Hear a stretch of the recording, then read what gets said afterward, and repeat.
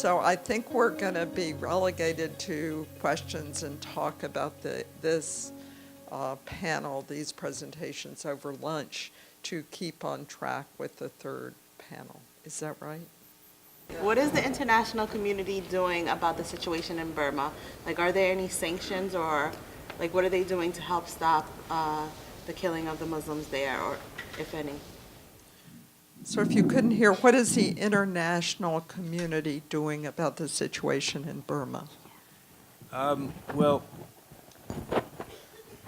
the same week in mid-October that the violence started up again against the Rohingya, the U.S. dropped all its sanctions against Burma that it had. And in fact, the government of Burma, Aung San Suu Kyi herself had said, you don't need to drop all the sanctions. A lot of these people, there's sanctions against corrupt generals and so forth. They're obstacles to peace. But we decided to drop all the sanctions because we want to go in and invest. The area where the violence is going on has a lot of titanium. And unfortunately, it's not just the U.S., that China and Japan and other investors are moving in. The markets are opening up. Society is not opening up in the same way. It will take time, and that's what various people are saying to us. The UN sends in the special rapporteur, who's wonderful and brave. I met with her, the new one. She's from Korea. And then the humanitarian groups from the UN who are under other constraints. They're very careful. They don't want to be pushed out of the country. But the UN human rights voices are good. The only problem is that the other nations are not really stepping in. Even OIC, Organization of Islamic Cooperation, which up to this year was a very stalwart friend of the Rohingya, has dropped the ball this time. So this is actually a very dire moment for the Rohingyas. So we do need people to follow this issue. Our website is burmamuslims.org. We tend to focus on the Muslims in Burma, but again, I think the more interfaith we go, the better for everyone. Yes. Originally, when Aung San Suu Kyi became president or prime minister, there was great hope. And then nothing happened, and she was attacked.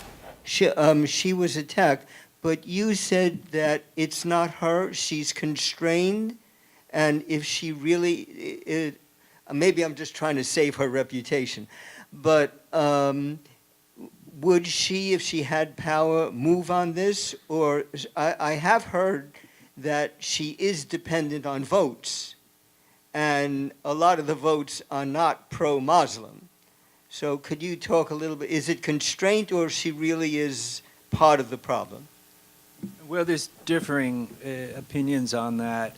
She has not shown much interest in this issue. She's put a lot of her attention on the peace process with the other ethnic groups, but she really has, I think when she traveled to the U.S. recently, she was actually surprised that people here care. And so I think she's somewhat insulated over there in the leadership circles. She comes from a military family.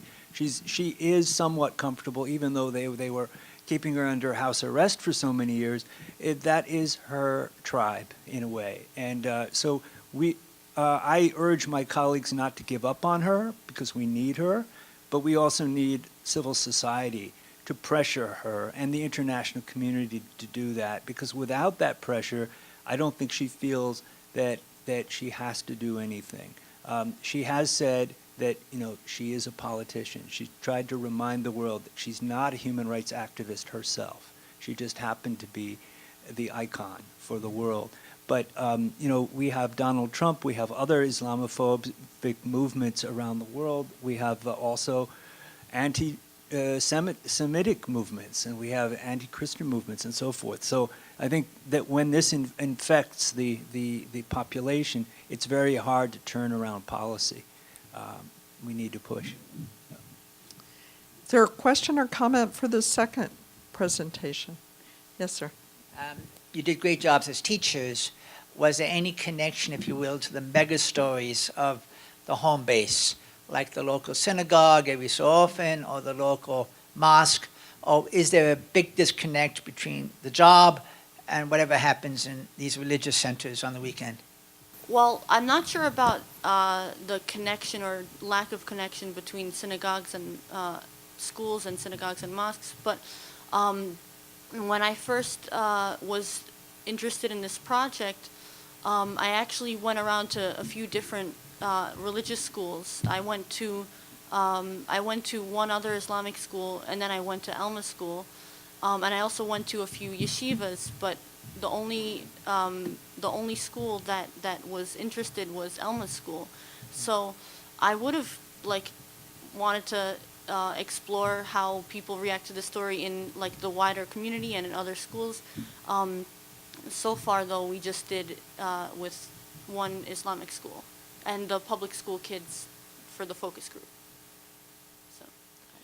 Sorry, my own is a comment, not really a question, but I would like to add something to what my friends Emma and Sharon have done.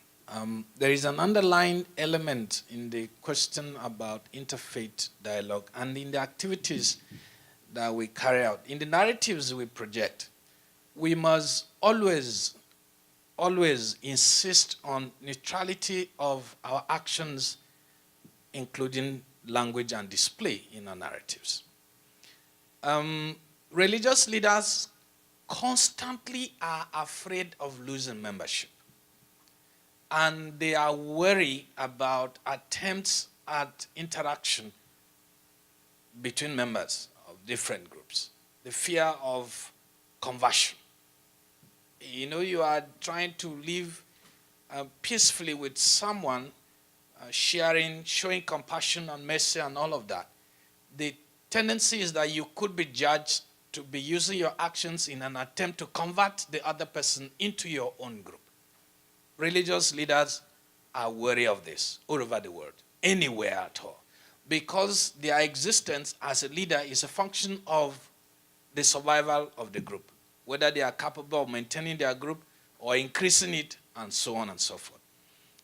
This is important because from where I come, from Africa, with the Pentecostal and evangelical boom, a pastor stays alive, or a leader of whether a Muslim group or whatever stays and sustains him or herself because he or she has a membership. And now it's working very hard to ensure that that membership is sustained. So if they see you trying to reach out to that group and you are from another faith, the fear is that you are trying to dwindle their group through the activities of conversion or proselytization. So we need to be careful in attempting doing that, to remain our actions be neutral enough to be able to share the basis of peaceful coexistence, but not to dwindle some other group. The idea of somebody moving out of a group is purely an independent thing. And should be independent of our actions and so on.